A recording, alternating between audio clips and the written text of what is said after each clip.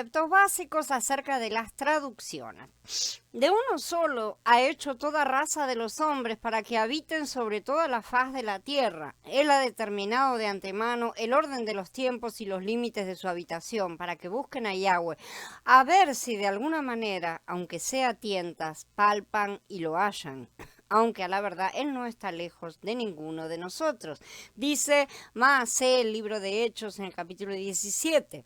De esta manera, Shaul describió la búsqueda humana universal acerca del significado de la creación y la existencia, para qué estamos, de dónde venimos, ese tipo de preguntas que todo el mundo se ha hecho alguna vez, ¿no es cierto?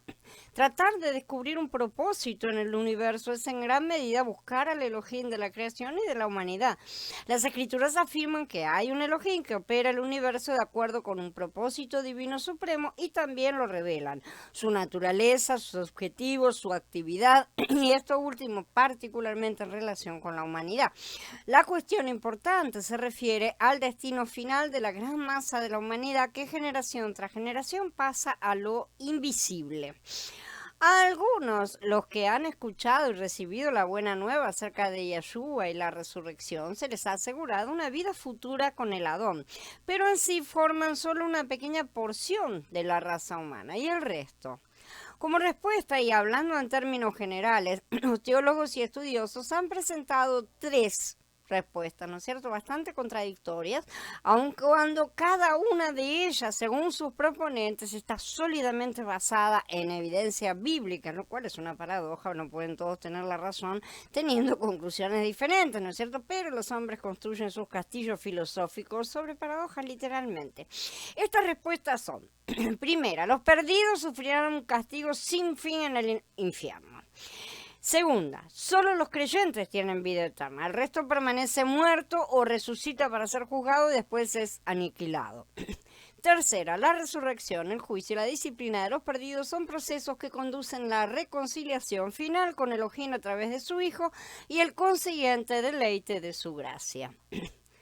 Aquellos que se aferran a la primera doctrina señalan pasajes en las versiones comunes donde eterno o perpetuo se aplica al estado de los perdidos, pero aquellos que sostienen la segunda y tercera doctrinas interpretan estos textos de manera muy diferente. Entonces, podemos usar Matías 25:46 como ejemplo.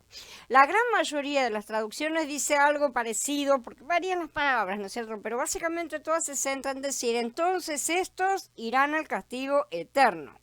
Ahora bien, si castigo eterno es la traducción correcta de Aionian Colasin y castigo incesante que no termina, una cosa así sería el significado que quieren poner, ¿no es cierto? Porque castigo eterno es un castigo que no termina nunca.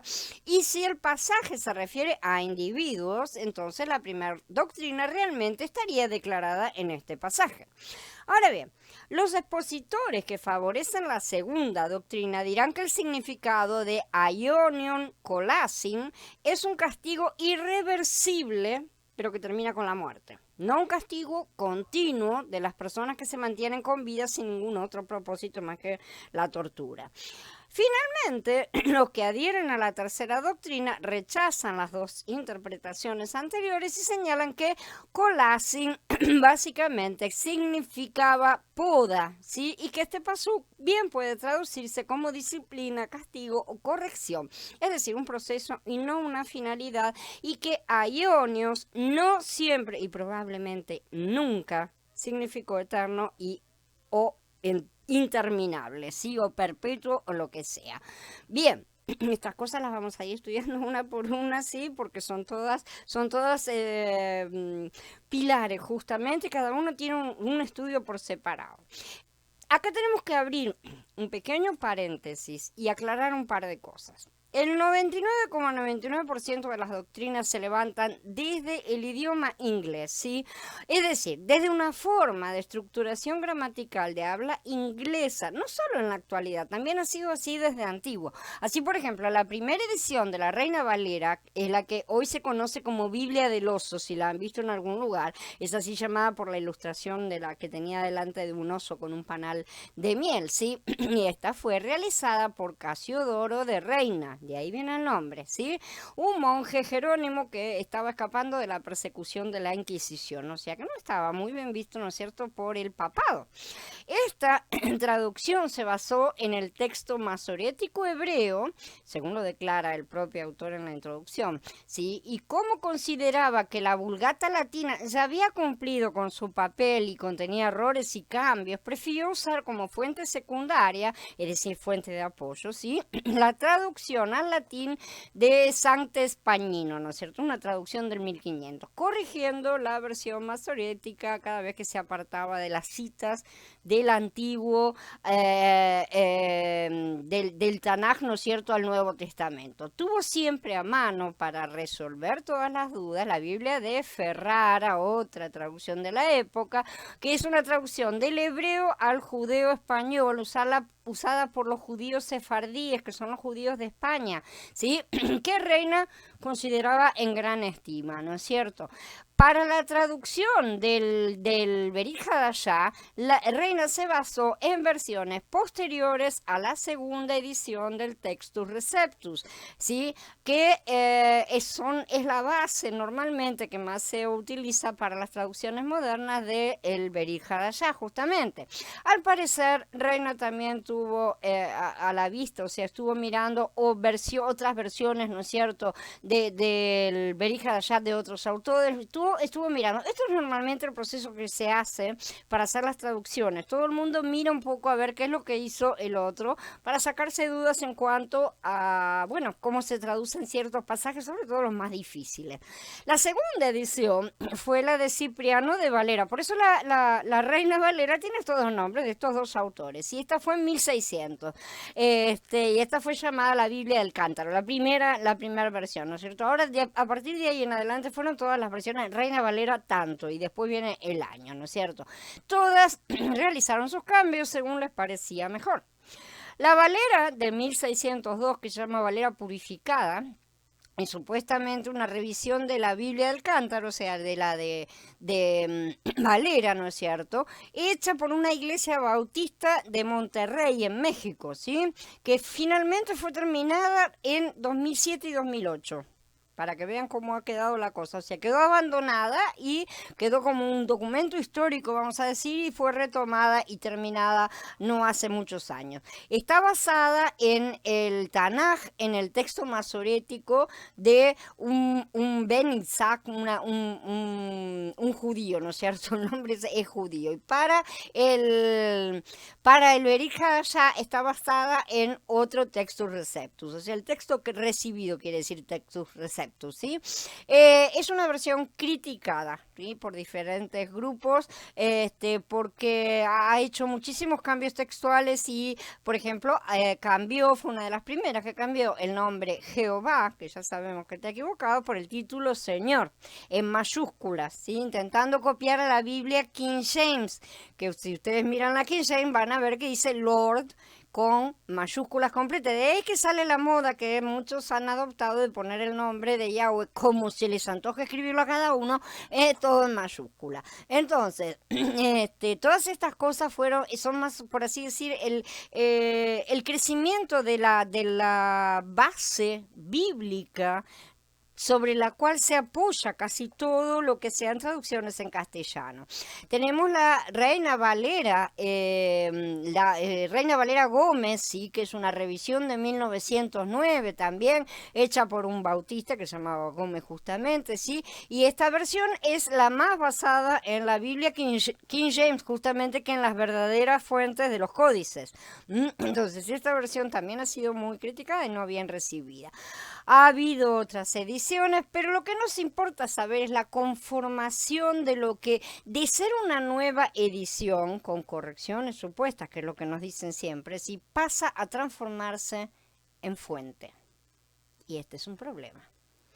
Si yo tengo una fuente y saco algo de la fuente, esto no se puede transformar en fuente. La única excepción sería que esto desaparezca por algún accidente, ¿no es cierto? Y entonces esa fuente original ya no esté más. Entonces las otras pasan a ser fuentes, aunque fuentes secundarias, ¿no es cierto? Por así decir, una fuente que no es la original. De cualquier manera, lo que acá se hace es tomar tanto la base de los códices, tanto la base de los originales en hebreo y en griego, como todas las otras Biblias y ponerlas a todas en un mismo nivel. Todas se llaman, por así decir, fuentes, se les da la misma relevancia. Esto es obra de la carne, que siempre trata de mejorar lo que ya está. Si en vez de ver si las traducciones no deberían mejor encararse nuevamente desde cero, si está mal, encaren nuevamente desde cero, desde los originales en hebreo y en griego, obviamente, ¿no es cierto? Comparando los diferentes manuscritos entre sí, obviamente, eso está correcto, y tal vez cotejando la forma en que algunas versiones traducen, inclusive en otros idiomas, saber cómo se traducen diferentes idiomas, para entender las expresiones, ¿no es cierto? Pero siempre realizando toda la tarea, no con ruaj de erudición y consenso de uso humano, sino mucho más buscando el significado original que el autor, que Yahweh, no los hombres, ¿sí?, buscó dar al mensaje. Como podemos ver, las traducciones se basan unas en otras. O sea, se va ido acumulando y allá abajo quedan medio olvidados, medio tapados los originales. No que no los vayan a consultar, yo estoy segura de que sí los consultan, pero al mismo tiempo ha ido creciendo, por otro lado, la cantidad de erudición, montaña de producción de la erudición, que simple y sencillamente ha traído mucha confusión. Entonces, de esta manera estas traducciones se retroalimentan unas de otras y así consiguen terminar defendiendo sus propias doctrinas. Porque es muy fácil. Si yo escribo un libro, vamos a suponer, ¿no es cierto?, acerca de X tema, para defenderlo cito a mi marido que escribe otro libro del mismo tema y después cito a mi hijo, a mi tío y a mi primo en segundo grado y toda la familia habla exactamente lo mismo, esas citas son válidas. No, no lo son. Eso ahí se llama intereses creados y no se puede levantar de esa manera ese tipo de erudición. Eso lo han utilizado mucho también los últimos gnósticos en las últimas décadas para levantar falsas doctrinas en las cuales se apoyan unos a otros, citándose libros unos con otros, en los cuales si ustedes van a buscar las citas reales que ellos colocan, no las van a encontrar. Porque yo las he buscado y sé que no, la mayoría no están en internet. O se citan unos a otros todo el tiempo. Mientras tanto, todos evidentemente hablan de la misma cosa. Entonces, de esta manera se puede sustentar muy fácilmente cualquier doctrina que uno quiera, ¿no es cierto? Y dar por como cita a la versión fulano de tal y, porque esa versión dice esto, entonces, bueno, entonces esto se convierte en que una mentira repetida muchas veces se convierte en una verdad. Entonces, hoy tenemos eruditos, ¿sí?, y sabios a sus propios ojos que afirman que ciertas palabras tienen un determinado significado porque han estado siendo traducidas con esa intención. No porque tienen ese significado o lo tuvieran originalmente. De esta manera han impuesto por la fuerza de la repetición sus ideas y las han transformado en fuentes confiables. Las han etiquetado por sí mismos. Pero el uso no es siempre una forma confiable para poder determinar una traducción, y la inversa tampoco lo es necesariamente. Veremos que en otros casos sí se apoyan y sostienen la importancia del uso original, cuando les conviene, claro, es así, ¿no es cierto? Lo cual también no necesariamente es válido si el cambio de uso de palabras ha seguido el proceso natural de ser modificado por el uso popular. Sabemos perfectamente que los idiomas cambian, ¿no es cierto?, con el paso del tiempo, y que ciertas palabras que en un momento significaban una cosa dejan de tener uso, no se usan más o cambian inclusive el significado. Los idiomas se modifican, de manera que no podemos decir que porque hoy usamos una palabra en un cierto sentido, eternamente se utilizó exactamente de la misma manera. Entonces, después de toda esta digresión, vamos a comprender que la diferencia idiomática influye muchísimo a la hora de la interpretación de las cosas. Es básico. Y como vimos, la intención era acercarse lo más posible a la Biblia King James, por lo que inevitablemente se levantarán doctrinas erradas según la interpretación de una forma estructural gramatical que corresponde al propio idioma y no a los originales.